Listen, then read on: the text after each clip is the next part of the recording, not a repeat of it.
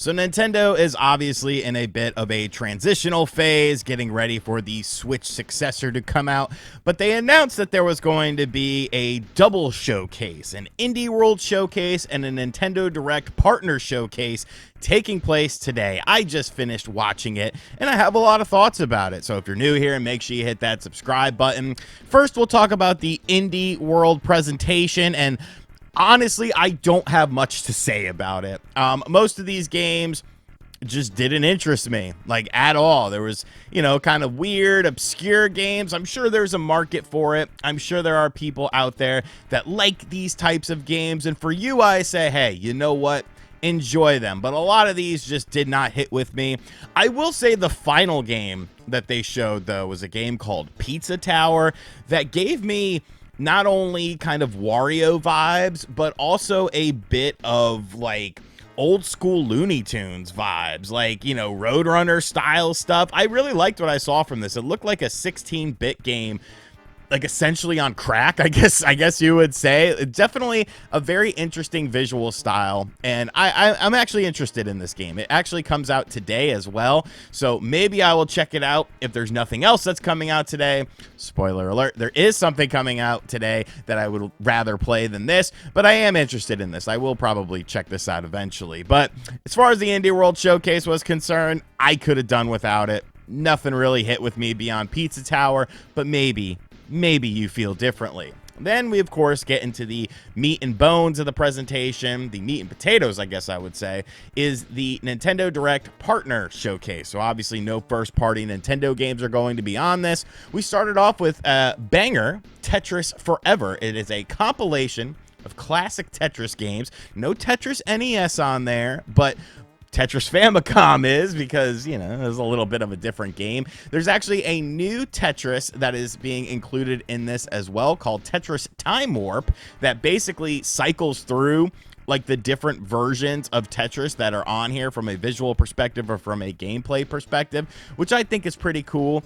And they also showed that NES Tetris is indeed coming to Switch Online in the winter. I guess that's a tough one to get onto NES Online for the Nintendo Switch, but it is nice to see it sooner rather than later.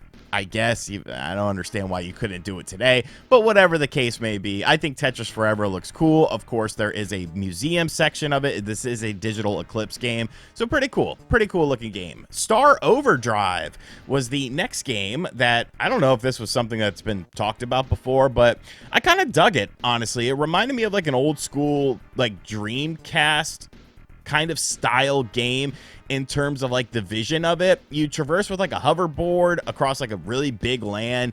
You battle enemies and stuff like that. I am interested to see how the Switch handles this. It does look like a bigger open world, fast-paced style game, so hopefully it's optimized well for the system. It is a timed exclusive for the Switch, coming out sometime in 2025, but I like the vibe of this game. I thought it was kind of cool. Goat Simulator 3 is coming out today. No, that's not the game that I'm excited for, because I am not a Goat Simulator fan. I know that there's people that enjoy that game. For them, I say, enjoy this. It comes out today digitally, and you can get a physical copy in November.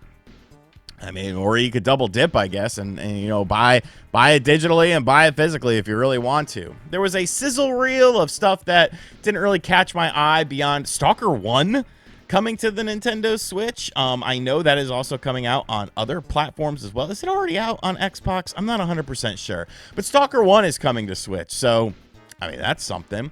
There was SpongeBob, the Patrick Star game. Now, I'm not a big SpongeBob guy. It was a little bit after my childhood, so I didn't watch it. But I know that a lot of people love it. SpongeBob does nothing for me, but it's kind of interesting looking game. You play as Patrick Star, which is like the starfish looking dude. I'm sure you already know that. It's a sandbox physics game, which is kind of an interesting sort of thing. It comes out on October 4th. It's not a game for me, because I don't really care about the source material, but maybe you will be interested in this. Fitness Boxing 3. Let's freaking go, baby. More fitness boxing. They put in a quick workout thing, so you can quickly get into a workout. I don't care about this, but I will say it is nice that Super Freak by Rick James is in the game. So like Rick James, because they showed like some songs that were in it that have been added. So Rick James' estate is getting a payday. You know, I salute that. December 5th, very, very cool, I guess. I don't know. I like Rick James. Now here's a cool announcement. Capcom Fighting Collection 2. You get Capcom versus SNK. Capcom versus SNK 2, Project Justice, Capcom Fighting Evolution, Street Fighter Alpha 3 Upper, Plasma Sword, and arguably the crown jewel of this collection, Power Stone and Power Stone 2. Let's go. Finally coming out on the Switch. Like, it's ridiculous that the last time Power Stone was released was on PSP. Like, it has long been time. You can play all of the games online. There's a museum as well. It's an awesome looking collection, man. Super stoked for this. Like, it's old stuff, but you know what? A lot of this new stuff ain't hitting, pal. I'll take it. And we kind of got a lot more old stuff that we know is quality coming up in this video. So I was super stoked for this. And Marvel vs. Capcom Fighting Collection finally got a release date, September 12th. So not a long time to wait for Marvel vs. Capcom Fighting Collection. A physical edition is coming out on November 22nd. Once again, maybe you want to double dip, maybe you don't. Atlier Humana, I didn't know what this was. It seems like an OJ game. I don't know. I don't really have anything to say. I didn't know what was going on here. Suikoden, look, I don't say that. I say Suikoden. That is what I say, and I don't care if it's wrong. Sucden HD 1 and 2 is still alive. A lot of people were wondering, like, what the hell happened to this? Because this was something that was announced a long time ago. I've actually seen recently people asking about it, but it is still alive. We got some quality of life improvements. It looks pretty good for what it is. You know, March 6th, 2025. So now we have a concrete release date. Kind of a ways out still, but, you know, at least we know that the game is still alive, because there really hasn't been like an update on this in quite a while. You want more old stuff? Well, I got more old stuff for you, pal. Dragon Quest 3 HD 2D got a release date of November 14th. I don't know if that's new or not, you know, as far as the release date is concerned, but hey, now you have the release date, and here we freaking go. You want more old stuff from an old man? Well, you got it. The Castlevania DS collection. What the hell is this? This is amazing. Castlevania, the 3 Castlevania games that came out on the DS, including Dawn of Sorrow, which, I'm sorry, that is the best Metroidvania Castlevania game, point blank period. Yes, I think it's better than Symphony of the Night. I don't care if you disagree with me. I just think it's better. This is awesome. You get Haunted Castle in this as well, which is the Castlevania arcade game, and you get the reimagined version of Haunted Castle in the game as well, and it comes out literally today, like today. So yeah, I'm gonna be playing these games today. I cannot freaking wait. I cannot wait for this. This is awesome. This is kind of an old video games direct, but like I said, bro, some of these new games ain't hitting. You're wasting hundreds of millions of dollars on stuff that's trash, so you might as well give us stuff like this. I was very excited for this. Civilization 7, I don't freaking care about these games. I was still too busy fanboying over Castlevania DS, but yeah, Civ 7, okay, whatever. Tales of Grace's F Remaster, I never played this game. I don't know if it's one of the better Tales games or not. I don't really hear about it talked about as much as like Tales of Symphonia and stuff like that. But hey, more Tales is always good, I guess. January 17th for that game.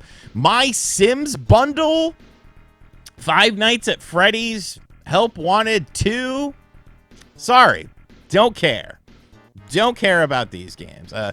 The Sims should have been on the, like, the real Sims game should have been on the Switch like a very long time ago. The amount of money that was left on the table with that by EA is laughable. I don't care about either of these games. There was a sizzle reel, another one of pre-holiday games, like games coming out before the holiday season. There was nothing really new or like super interesting in this for me. So I didn't write any notes about it. Rune Factory is getting a new game. And from a visual perspective, it looks nothing like a Rune Factory game, though. I thought this was like strange anime game number like 227, like maybe an action adventure game, which I guess it kind of is because that's what Rune Factory is. But this looks like a bigger sort of adventure, and that's kind of what they were saying in this trailer for it. You're an earth dancer or something. You can like use like dancing to like, I know it sounds weird, but you can like do dancing to like water your crops and stuff like that. You know, kind of like a rain dance, I guess, when you really think about it. The gameplay looks very similar to Rune Factory. However, you're still doing the same sort of things, but I think this is probably a bigger adventure.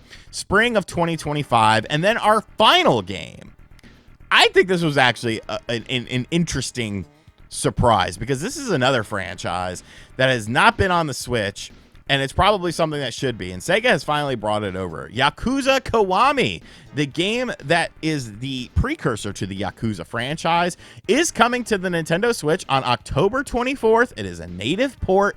And honestly, I thought it looked pretty good from a graphical standpoint. Obviously, the frame rate is going to be very important with this game. But, you know, it's an older game. It's a game that's been around for a while. But, you know, it's still nice to see this on the Switch. You know, playing this game portably on a, you know, natively on a system, I think is kind of cool. And, you know, it's an interesting announcement. It kind of opens the door for more Yakuza games to come out probably on, you know, the next generation Switch console. But that was our final announcement. So obviously, you know, the main reason that they put these two showcases together is because, I mean, you kind of had to. Like, imagine if that Indie World and that Direct Partner Showcase just like were standalone things. Like, I think people would have been like, what the hell is this? But kind of combined together, and kind of considering the transitional period that Nintendo is probably in right now, you know, it was all right. It was all right. Obviously, you didn't have bigger, newer third-party games here. You didn't have any first-party Nintendo games, and most of those indie games just did not hit with me at all. But stuff, you know, the Capcom Fighting Collection, the Castlevania DS Collection, the Tetris Collection, like, bro, a lot of modern games are butt cheeks. So if you're giving me the old stuff again, like, cool, man, I'll gladly take it, because at least I know that these games are quality and they are worth my money and worth my time, whereas you got a game like Star Wars Outlaws that isn't. These are just my thoughts on this presentation, though. What did you think about it? Let me know in the comment section down below. And as always, guys, thank you for checking out this video. If you're new to the channel, like I said, make sure you hit that subscribe button, like, comment, and share. Hit the bell as well. And as always, I'll catch you guys on the next video. Later.